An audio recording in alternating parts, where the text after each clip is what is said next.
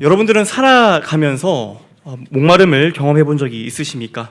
저는 학창 시절에 물론 그렇게 안 보이시겠지만 운동하는 것을 매우 좋아했습니다. 여러 가지 운동을 즐겨 했는데요. 그 중에 농구를 좋아했었습니다. 그런데 이 농구 경기는 다른 운동 경기에 비해서 조금 다른 점이 있습니다. 물론 다른 운동 경기도 그렇겠지만 이 농구는 쉴 틈 없이 계속해서 뛰어다녀야 합니다. 그래서 더운 날 하다 보면 20분, 30분만 하더라도 금세 탈진되고 맙니다. 그래서 더운 날 1시간씩, 2시간씩 운동 경기를 하다 보면요, 정말로 목이 마르고 정말로 힘이 드는 것을 경험할 수 있습니다. 이렇게 더운 날 일하고 또 운동 경기를 한 사람에게 가장 필요한 것이 무엇이겠습니까? 그것은 바로 물이지요. 목마른 사람에게는 가장 맛있고 가장 또 기름진 음식, 산의 진미도 필요 없습니다. 황금과 다이아몬드를 갖다 준다 하더라도 그 목마름은 해결되지 않습니다. 다금바리회 얼마나 맛있겠습니까? 2+1 한우 얼마나 귀합니까? 이런 산의 진미도 목마른 사람에게는 아무 필요 없습니다. 목마른 사람에게 가장 필요한 것은 생수, 물이지요. 그런데 이 문제는 이 물로 해결되는 목마름 말고 우리에게는 진짜 목마름이 있다라는 사실입니다. 세상 어디에서든지 그 누구에게든지 사람들은 이 목마름을 느낍니다. 심지어 어린아이들도 이런 목마름을 느낍니다. 아이를 키워보신 분은 아실 겁니다. 이 아이에게 새 장난감을 사줘도 오래가지 못합니다. 생일이 되었습니다. 정말로 큰맘 먹고 이번엔 좋은 장난감을 사줘야겠다 하고 큰맘 먹고 사줍니다. 그런데 그런 장난감은 일주일이 채 못 가고 방구석에 놓여 있습니다. 그리고 금세 새로운 것을 찾아서 다른 것을 하면서 놀고 있습니다. 제가 어떻게 이렇게 구체적으로 잘 아는지 아십니까? 이것이 저의 아들 이야기이기 때문입니다. 아이들 역시도 얼마 가지 않아 새로운 것을 원하기 마련입니다. 늘 새로운 놀이에 새로운 장난감에 목말라 하더라는 것이죠. 이 목마름은 우리 여성분들에게도 마찬가지로 있습니다. 여성분들은 아름다움에 대한 목마름을 느끼며 살아가지 않습니까? 아무도 그러지 않나 보네요. 나이에 많고에 적음에 상관없이 더 예뻐지고 싶어 합니다. 그래서 여러 가지 시술들도 하시고요, 보톡스도 하시고 다이어트도 하시고 화장품도 사서 바르시죠. 더 예뻐지려고 노력합니다. 또 어떤 사람들은요, 더 큰 집에 목말라 하는 사람들도 있습니다. 또 어떤 사람들은 더 좋은 차에 목말라 하는 사람들도 있습니다. 그래서 많은 사람들은 돈이 많으면 이 목마름이 해결될 거라고 생각하더라는 것이죠. 그런데 돈이 많으면 정말로 이 목마름이 해결되어집니까? 그렇지 않다는 것을 이미 여러분들은 알고 계시고, 또 수많은 재벌들이나 연예인들의 그런 극단적인 선택들을 볼 때 돈이 전부는 아니구나, 이 돈이 우리의 목마름을 해결해 줄 수 없구나라는 사실들을 우리는 볼 수가 있습니다. 플라톤은 인간은 물이 새는 항아리라고 표현하였습니다. 항아리에 물을 계속 붓습니다. 그런데 새는 항아리에는 물이 채워집니까? 안 채워집니까? 채워지지 않습니다. 왜 우리 인간은 우리 인간의 이 근원적인 목마름은 해결되지 않는 것일까요? 그것은 죄로 인해 우리 안에 하나님이 빠져나갔기 때문입니다. 무한한 하나님으로 채워져 있었던 우리 인간인데, 그 인간 안에 무한한 하나님이 빠져나가니까 무한한 공허함이 우리 인간에게 남아 있더라는 것이죠. 성경은 이러한 목마름을 채우는 길은 단 한 가지라고 소개합니다. 그것이 무엇입니까? 바로 우리 주 예수님께 나아가는 것입니다. 본문은 요한복음 37장 38절 말씀입니다. 예수께서는 누구든지 목마르거든 내게로 와서 마시라. 나를 믿는 자는 성경의 이름같이 그 배에서 생수의 강이 흘러나오리라 라고 말씀하십니다. 여기서 목마르다는 것은요, 여름날 물 한 모금 마신다고 해결될 수 있는 그 목마름을 말하고 있는 것이 아닙니다. 무더운 날 격한 노동을 하고 나서 생기는 그 목마름이 아닙니다. 그냥 단순히 그 순간 물을 마심으로 해결할 수 있는 그런 목마름이 아닙니다. 성경에서 말하는 이 목마름은 육신의 목마름이 아니죠. 이것은 내 내면 안에 깊이 있는 그 근원적인 목마름, 근본적인 목마름을 이야기하는 것입니다. 그 목마름은 오직 예수님으로만 채울 수 있는 목마름입니다. 이 놀라운 진리를 예수님께서는 오늘 성경 본문에서 명절 끝날에 말씀하셨다라고 이야기합니다. 그날이 어떤 날인지 안다면 우리는 이 본문을 조금 더 잘 이해하실 수 있을 겁니다. 이 명절 끝날이 언제입니까? 바로 초막절 마지막 날입니다. 원래 초막절이란 날은 농사를 다 마치고 난 후에 감사를 드리는 감사의 절기였습니다. 특히 농사를 잘 지낼 수 있도록 비를 내려주심에 감사하면서 8일 동안 지키는 절기가 바로 초막절이었습니다.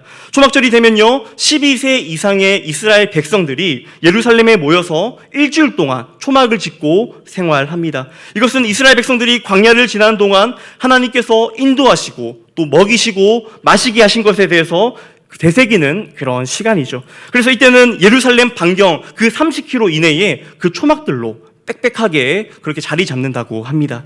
그리고 가장 중요한 의식이 있습니다. 이 초막절에 절정인 의식이 있는데, 이 행사는 성전의 번제단에 물을 붓는 의식이었습니다.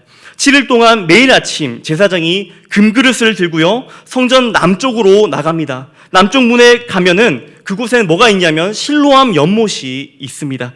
그리고 그 실로암 연못에 물을 담아다가요, 성전 제단에다가 붓습니다. 그런데 이 성전 제단과 이 실로암 연못과의 그 거리는 4km나 되었습니다.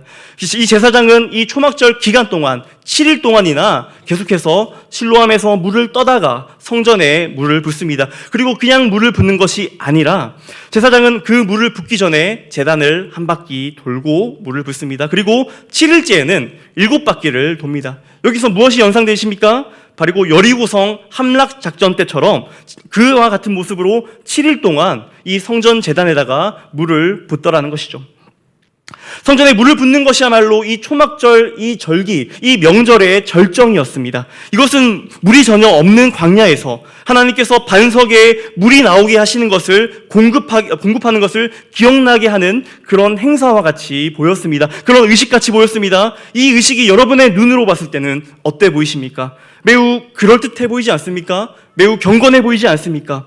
율법에 기록되어 있어서 마치 무교절에 급히 떠나면서 무교병과 쓴나물을 먹어야 하는 것처럼 그렇게 보이지 않으십니까? 그런데 놀랍게도 이 의식은 성경에 기록되어 있지 않습니다. 하나님께서 명하신 그런 절기도 아닙니다. 그런 의식도 아닙니다. 그렇다면 유대인들은 무엇 때문에 이러한 일을 하였을까요?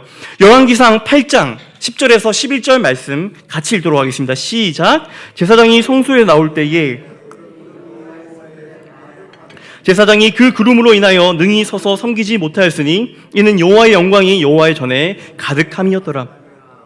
솔로몬이 가장 먼저 건축한 그 성전에는 여호와의 영광이 어떠했다고 합니까? 가득하였다라고 증언하고 있습니다. 그래서 점점 시간이 지나면서 이스라엘 백성들이 하나님께 패역하였습니다. 그래서 어떡합니까? 나중에 결국에는 이스라엘 백성들은 바벨론 포로로 잡혀가며 그 하나님의 영광은 그 성전에서 떠나갔습니다. 그런데 여기서 끝이 아니죠. 하나님은 이스라엘 백성들을 그렇게 쉽게 포기하시는 분이 아니십니다. 하나님께서는 다시 여호와의 영광이 성전에 가득할 것이라고 이 에스겔의 환상을 통하여서 보여주십니다. 에스겔은 여호와의 영광이 다시 채워진 그 성전을 이렇게 묘사하는데요. 에스겔 47장 1절에서 2절 말씀 같이 읽도록 하겠습니다. 시작. 그가 나를 데리고 전문에 이르시니 전면이 물이 나와서 동으로 흐르다가 전편 제단 남편으로 흘러내리더라. 그가 또 나를 데리고 북문으로 나가서 바깥길로 말미암아 꺾여 동향한 바깥문에 이르시기로 본즉 물이 그 우편에 스미어 나오더라. 여호와의 영광이 성전에 돌아올 때 그 성전 문지방에서 물이 흘러나와서 어디로 흘러나왔다고 합니까? 남편으로 흘러갔다라고 이야기합니다. 바로 이것이 초막절, 오늘 우리가 읽은 이 의식의 기원이 되는 것입니다. 그러니까 유대인들이 초막절 제단에 물붓기 행사는 하나님께서 하신 것이 아니라 그들 생각으로 인위적으로 만들어낸 행사라는 것입니다.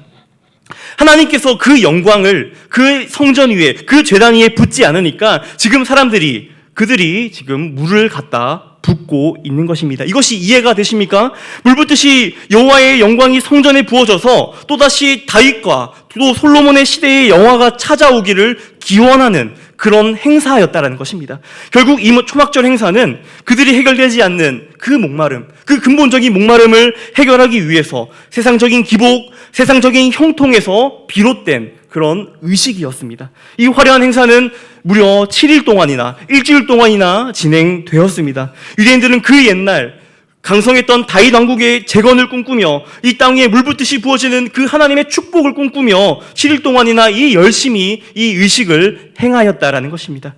하지만 이 사람들은 여전히 뭔가 허전했습니다. 제사장들이 금그릇으로 제단을 적시기는 하지만 여전히 목마름이 해결되지 않았습니다. 여전히 목말랐습니다. 여전히 기쁘지 않았습니다. 축제는 벌어지고 있었지만 그들은 행복하지 않았습니다. 그런 와중에 유대인들이 7일 동안이나 열심히 이 성전 제단에다가 물을 붓는 그 와중에 8일째에 누가 나타나십니까? 예수님께서 성전에서 내가 곧 물이다라고 외치고 계신 것입니다. 열심히 그들이 만들어서 지키고 있는 그 전통, 그 의식 앞에서 예수님께서는 지금 충격적인 말씀을 하고 계신 것입니다. 37절, 38절 말씀, 본문 37절 말씀 같이 읽도록 하겠습니다. 시작. 명절 끝날 곧 큰 날에 누구든지 목마르거든 내게로 와서 마시라. 나를 믿는 자는 성경의 이름과 같이 그 배에서 생수의 강이 흘러나오리라 하신.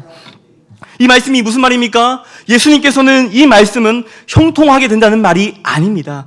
형통하게 할 수 있는 또 다른 방법을 우리에게 말씀해 주시는 것이 아닙니다. 이 예식을 행한다고 하늘의 축복을 받는다라고 말씀하는 것이 아닙니다. 주님이 주겠다고 약속하시는 것은요, 복도 아니고 형통도 아닙니다. 37절과 38절, 제가 예수님의 의도로 제가 제 말로 한번 풀어보겠습니다.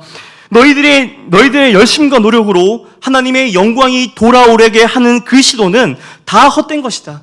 내가 물이다. 내가 마르지 않는 생수이다. 하나님의 영광은 나로부터 회복될 수 있는 것이다. 그리고 그 물은 너희들의 열심과 너희들의 노력으로 인해서 채워질 수 있는 것이 아니다.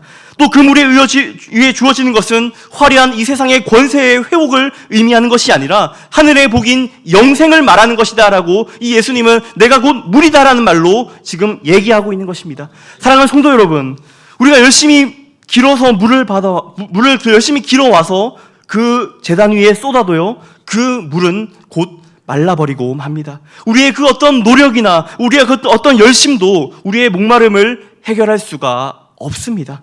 우리의 돈이나 우리의 명예나 우리의 권세와 같은 그럴듯한 물을 가지고 있는 것처럼 보여도요, 그것은 우리의 목마름은 전혀 해결할 수가 없습니다. 제 아무리 실로암의 물을 황금 주전자로 떠가지고 제사장이 4km나 떨어져 먼 그 제단에 물을 부어도요, 하나님의 영광은 회복되지 않았습니다. 그 모든 것을 해결하고 그 모든 것을 회복하고 하나님의 영광을 부어주실 수 있는 것은 영원한 생수이신 그리스도 예수 안에서 가능한 일인 줄 믿습니다. 오직 예수 안에서만 우리의 목마름은 해결될 수 있습니다. 오직 예수 안에서만 우리 안에 하나님의 영광이 온전히 회복될 수가 있습니다. 오직 예수님의 은혜만을 의지해야 합니다. 예수님 안에 있는 그 생수를 마셔야 합니다. 그 예수님 안에 나오는 생수를 받아 마시는 우리 모든 진교교회 성도님들 되시기를 주님의 이름으로 축복합니다. 그렇다면 예수님이 나누어 주시는, 오늘 그 본문 말씀에서 나누어 주시는 그 생수가 무엇입니까? 38절 말씀에 그 배에서 생수의 강이 흘러나오리라고 했는데, 요한은 이 말씀에 39절 말씀에 해설하여 풀어줍니다. 이는 그를 믿는 자들이 받을 성령을 가리켜 말씀하신 것이다 라고 이야기하고 있습니다. 38절에 이 배라는 말은요, 원어로 코일리아라는 단어입니다. 이것은요, 이 인간의 배라기보다는 가슴을 의미하거나 우리 인간에 있어서 어떤 존재에 있어서 가장 중요한 핵 같은 것을 말합니다. 그런데 여기서 이상한 점이 있습니다. 그 생수의 강이 흘러나오는 주체가, 그 생수의 강이 흘러나오는 곳이 예수님이 아니라 예수님을 믿는 자에게 나온다라고 이야기하는 것입니다. 여기서 우리가 얼핏 생각할 때에 누구의 배에서 그 생수의 강이 흘러나와야 합니까? 바로 예수님에게서 흘러나와야 하지 않습니까? 그런데 우리의 배에서도 생수의 강이 흘러나올 수 있는 것입니까? 이 요한이 성경을 기록하면서 실수한 것일까요? 그렇지 않습니다. 예수를 믿는 자들은 예수 그리스도의 배에서 흘러넘치는 그 생수의 강에 푹 잠기게 됩니다. 그리고 이제는 믿는 자에게도 그 생수의 강이, 우리들에게도 그 생수의 강이 흘러 들어왔습니다. 그리고 그 생수의 강을 이제는 세상으로부터 흘러 보내야 한다는 것을 성경은 말씀하고 있는 것입니다. 성령은 예수님의 영이십니다. 믿으십니까? 예수님을 믿는 자들은 그 성령을 모시며 살아갑니다. 이 성령을 모신 사람들은요, 예수님이 그 사람들에게 나누어 주려 했던 그 영원한 생수가 있습니다. 그리고 성령의 물을 다시 세상으로 흘러보내는 사람들이 바로 교회이고요, 바로 우리 성도들입니다. 세상 사람들이 교회를 볼 때, 믿는 우리들을 볼 때 하나님의 성품을 바라보며 하나님의 살아계심을 보게 만드는 자들이 바로 우리들인 것입니다. 이것이 진짜 영원한 생수를 소유한 자들의 모습입니다. 그래서 우리 안에 생수의 강이 부어진다는 것은요, 우리가 누구처럼 살 수 있는 것입니까? 예수님처럼 살아갈 수 있는 힘을 주는 것입니다. 십자가의 삶을 살아갈 수 있는 그 힘을 우리에게 주는 것입니다. 그렇기에 성도들은요, 우리들은요, 반드시 성령을 통해서만 십자가의 삶, 그리고 예수 그리스도의 삶의 모형을 살아갈 수 있습니다. 이 예수님처럼 살아가는 삶, 또 십자가의 삶은 어떤 삶입니까? 사랑하며 희생하며 또 다른 사람에게 속아도, 배신당해도, 모욕당해도, 당해도 그들을 또 용서하며 용납해주며 또 그런 그들을 위해서 기도해주는 삶이 아니겠습니까? 희생하고 헌신하고 포기하고 또 포기해서 내가 아니라 오직 그리스도만 드러내는 삶이 아니겠습니까? 정말 바보 같을 정도로 미련하고 나는 죽고 예수만 사는 삶이 아니겠습니까? 이런 삶이 바로 십자가의 삶이며 성령 충만한 자의 삶인 것입니다. 이것이 바로 성령 받은 자의 삶인 것입니다. 어떤 분들은요, 성령 받았는지 질문을 하면은 어떤 분들은 또 자신 있게 대답을 하고 또 어떤 분들은 자신이 없어 머뭇거리는 분들이 계십니다. 그 이유 중에 하나가 성령을 받았냐는 그 질문이 마치 무슨 신령한 체험을 했거나 은사를 받았냐는 질문으로 이해하기 때문입니다. 이런 점이 참 안타깝습니다. 성령을 받은 증거는 더는 죄를 짓지 않는 것도 아니고요, 마치 세상을 초월한 듯이 구름 위를 걸으면서 신비한 경험을 하는 것도 아니고요, 남들이 모르는 비밀을 알게 되거나 또 특정한 은사를 체험하는 것을 말하는 것이 아닙니다. 물론 이러한 것들도 경험할 수 있겠지요. 그런데 성령이 우리에게 오셔서 가장 먼저 행하는 것이 있습니다. 고린도전서 12장 3절 말씀 같이 읽도록 하겠습니다. 고린도전서 12장 3절 말씀 없습니까? 제가 읽도록 하겠습니다. 그러므로 내가 너희에게 알게 하노니 하나님의 영으로 말하는 자는 누구든지 예수를 저주할 자라 하지 않고 또 성령으로 아니하고는 누구든지 예수를 주시라 할 수 없느니라. 아멘. 성령은 우리의 마음을 움직여서 예수 그리스도가 우리의 유일한 주라는 것을 증언하신 분이십니다. 그분만이 참 생수이시며 우리 안에 있는 그 근원적인 목마름, 그 근본적인 목마름을 해결할 수 있는 분이라는 것을 알게 해주러 오신 분이 바로 성령 하나님인 것입니다. 따라서 예수님이 나의 주이시며 예수 그리스도의 공로로 내가 영생을 얻게 되는 것을 믿고 있다면 이미 우리 안에 성령께서 내주하고 계신 것입니다.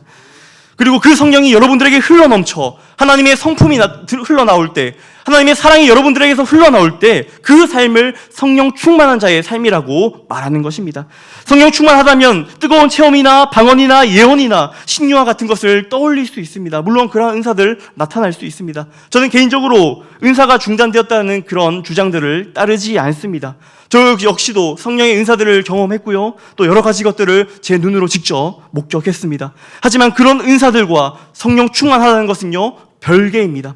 은사를 쫓는 많은 사람들이 기적이나 신비가 자기의 삶에서도 일어나서 자기에게 유익을 가져다 주기를 소원합니다.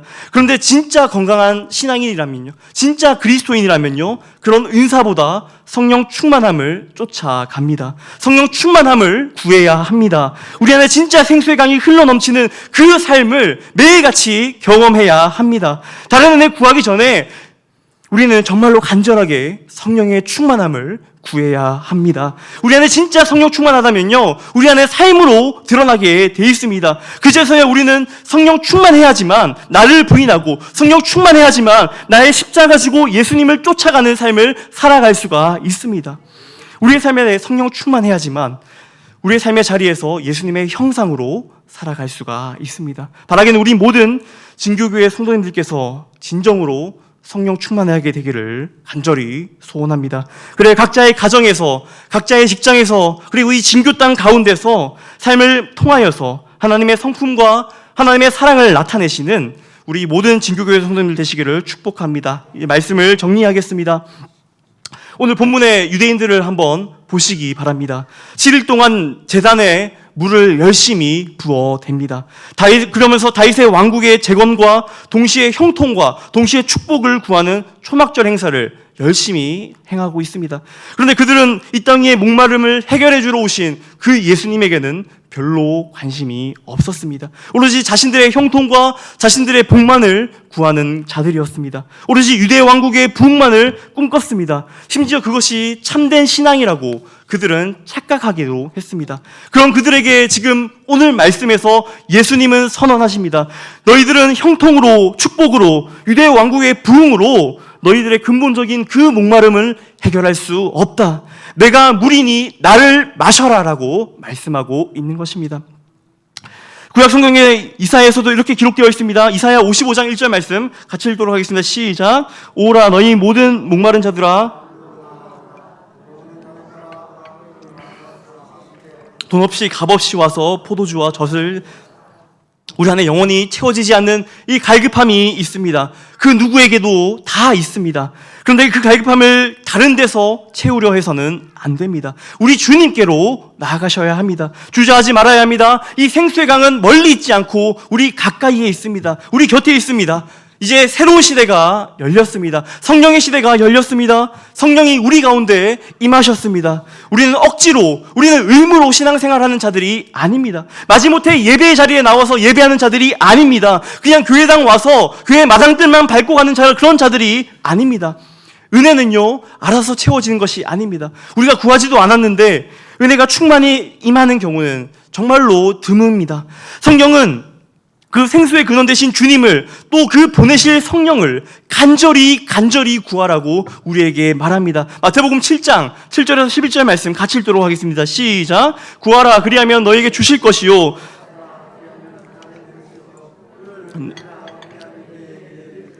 구하는 이마다 받을 것이요, 찾는 이는 찾아낼 것이요, 두드리는 이에게 열릴 것이니라. 너희 중에 누가 아들이 떡을 달라 하는데 돌을 주며 생선을 달라 하는데 뱀을 줄 사람이 있겠느냐?